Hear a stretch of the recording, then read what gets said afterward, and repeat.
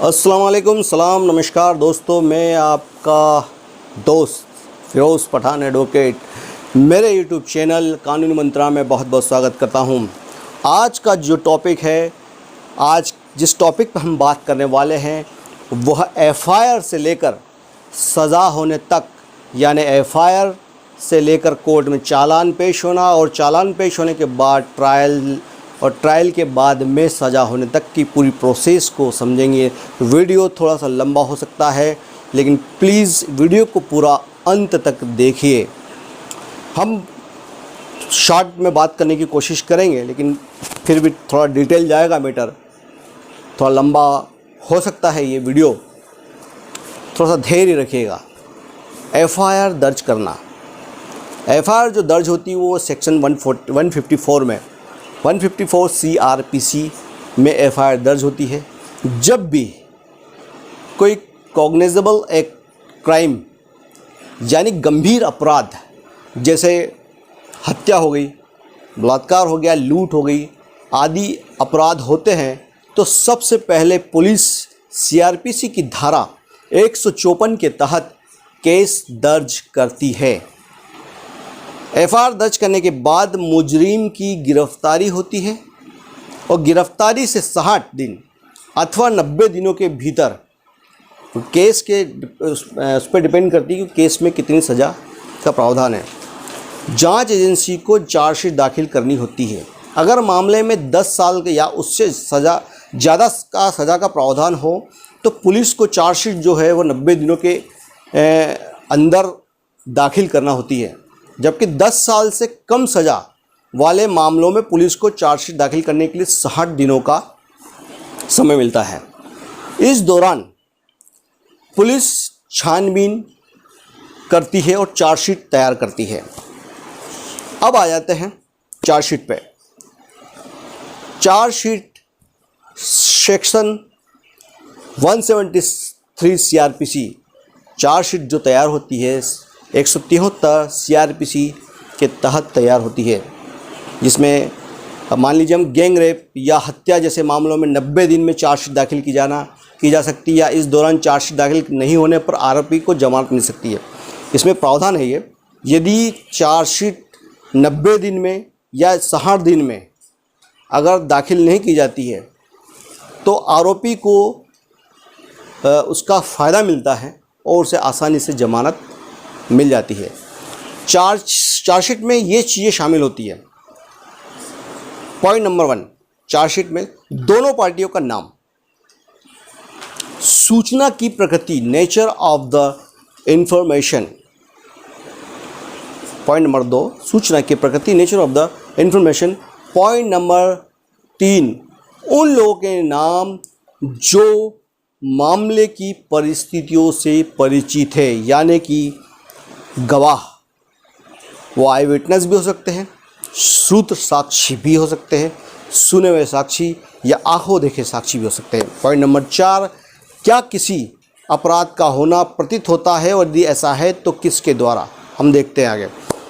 क्या एक्यूज्ड को गिरफ्तार किया गया है, ये सारी चीज़ें मेंशन होती है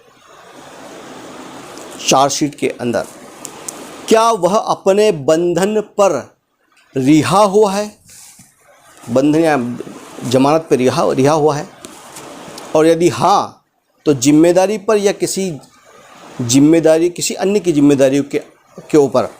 पॉइंट नंबर, क्या उन्हें धारा 170 के तहत हिरासत में भेज दिया गया है या उसे धारा 170 के तहत हिरासत में भेज दिया गया है, बेल नहीं हुई, हिरासत में भेज दिया, या क्या महिला की मेडिकल चेकअप की रिपोर्ट और उस मेडिकल, अगर यदि कोई महिला है, फरियादी है, तो उसकी मेडिकल रिपोर्ट जो है उसके साथ अटैच की जाएगी। जहां जांच भारतीय दंड संहिता की धारा 376, 376A, 376B, 376C या 376D के तहत किसी अपराध से जुड़ी हो तो ऐसी महिला की मेडिकल चेकअप की रिपोर्ट जो है उस चार्जशीट के साथ में दाखिल की जाएगी। चार्जशीट के बाद आरोपियों सारे एक्यूज्ड को उसकी कॉपी दी जाएगी। या उसके वकील को उसकी कॉपी दी जाएगी, और फिर चार्ज की तारीख लगेगी, उस पर बहस होगी।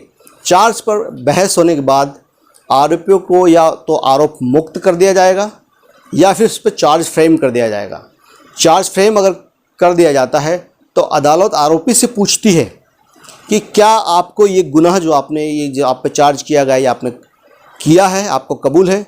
यदि वह कहता है कि मुझे कबूल है तो उसी समय कोर्ट उसको सज़ा सुना देगी, या वो ये कहता है कि नहीं मैंने ये गुनाह नहीं किया है, मैं ट्रायल चाहता हूँ, कोर्ट में अपना केस लड़ना चाहता हूँ।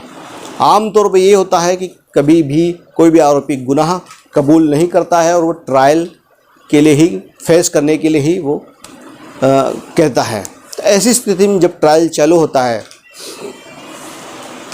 आरोप बचाव प्रत्यारोप सब चालू होते हैं, स्टार्ट होते हैं। ट्रायल, चार्ज, डिफेंस के दौरान सबसे पहले सरकारी गवाह जो चार्जशीट में जो सूचीबद्ध होते हैं, सरकारी गवाह, अभियोजन पक्ष, प्रोसिक्यूशंस अपने गवाहों की लिस्ट अदालत में पेश करता है। हालांकि वो चार्जशीट में उसकी लिस्ट होती है, उस लिस्ट वाइज वो अपने गवाहों को बुलाते हैं, गवाहों को नोटिस जारी किए जाते हैं। उनके मुख्य गवाहों के बाद आरोपी, जब उनके मुख्य गवाह के बयान हो जाते हैं, उनके क्रॉस हो जाते हैं, उसके बाद में अगर सरकारी गवाह है वो मुकर जाए तो फिर सरकारी वकील खुद उनसे जीरा मतलब क्रॉस एग्जामिनेशन। कई बार क्या होता है कि सरकारी जो उनका गवाह आता है वो हॉस्टाइल हो जाता है, तो उस कंडीशन में वो सरकारी जो अभियोजन पक्ष होता है वो न्यायालय से अनुमति लेता है और क्रॉस एग्जामिनेशन कर उसी अपने ही गवाह से क्रॉस एग्जामिनेशन करता है। अभियोजन पक्ष की गवाही के बाद आरोपी को अपने बचाव का मौका दिया जाता है, और तब प्रत्येक आरोपी जो अपने बचाव में बयान दर्ज कराता है। यदि उसे लगता है कि कोई उसके पास गवाह है या सबूत है तो वो पेश करता है, वो गवाह कराता है। इस बयान के दौरान उस पर लगाए गए आरोपों के बारे में उससे सफाई मांगी जाती है और आरोपी अपनी सफाई पेश करता है। आरोपियों के बयान के बाद उनके द्वारा गवाह पेश किए जाते हैं। बचाव पक्ष जो डिफेंडेंट है कि गवाहों के बयान के बाद मामले में दोनों पक्षों की ओर से आखिरी दलीलें पेश की जाती है, यानी तर्क पेश किए जाते हैं। बहस, पूरे केस की बहस होती है। बहस के बाद मैटर डिसीजन के लिए रखा जाता है। अभियोजन पक्ष जब अपना दलील पेश कर चुका होता है, बचाव पक्ष अपना दलील पेश कर चुका होता है, उसके बाद में फैसले के लिए रखे जाते हैं। फैसला उसके बाद में जब न्यायालय फैसला कर लेता है तो सुरक्षित रखती है और फिर जजमेंट की एक तारीख लगती है। अदालत अपना फैसला सुनाती है। अदालत के फैसले में अगर किसी आरोपी को दोषी करार देते हुए फांसी की सज़ा सुनाई जाती है तो उसके कन्फर्मेशन के लिए फैसले की जो कॉपी हाईकोर्ट भेजी जाती है। अगर उम्र कैद आदि की सज़ा होती है तो फिर उसके कन्फर्मेशन की ज़रूरत नहीं होती है। कन्फर्मेशन की ज़रूरत वहीं होती है जहां फांसी की सज़ा होती है। इसके बाद यदि उस फांसी की सज़ा हो जाती है या जो भी, उसके बाद हाईकोर्ट में वो अपील करता है। हाईकोर्ट में फांसी के मामले में कंफर्मेशन के लिए जो रेफरेंस आता है उसी दौरान अपील दाखिल की जाती है और अपील पर भी साथ ही सुनवाई होती है। हाईकोर्ट से अगर फांसी की सज़ा कंफर्म हो जाए तो फिर मामले में मुजरिम सुप्रीम कोर्ट का दरवाज़ा खटखटा सकते हैं। सुप्रीम कोर्ट से भी अर्जी खारिज होने के बाद वहाँ रिव्यू पिटिशन और क्यूरेटिव पिटिशन दाखिल की जाती है सुप्रीम कोर्ट में। इसके बाद आती है दया याचिका, मर्सी पिटिशन। रिव्यू और क्यूरे पिटिशन अगर खारिज हो जाती है तो खारिज होने के बाद मुजरिम जो है वो माननीय राष्ट्रपति के सामने दया याचिका दाखिल कर सकता है। राष्ट्रपति संविधान के अनुच्छेद 72 के तहत दया याचिका पर विचार करने के बाद फैसला देते हैं। दया याचिका खारिज होने के बाद ट्रायल कोर्ट सरकार के आग्रह पर डेथ वारंट जारी करती है।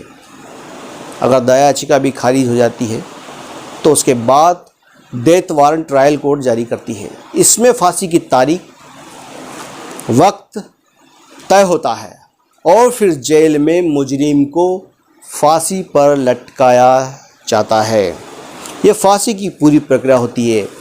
डेथ वारंट कैसा बनाया जाता है, उस डेथ वारंट कैसा होता है, उसका क्या प्रारूप होता है, मैं स्क्रीन पे आपको दे दूँगा। आपको स्क्रीन पे मिल जाएगा उसका डेथ वारंट का प्रारूप। अगर आपको ये पूरी प्रक्रिया मेरे समझाने से अच्छी लगी हो, अच्छा वीडियो लगा हो, तो प्लीज़ इसे लाइक करें, शेयर करें, सब्सक्राइब करें और बेल आइकन को प्रेस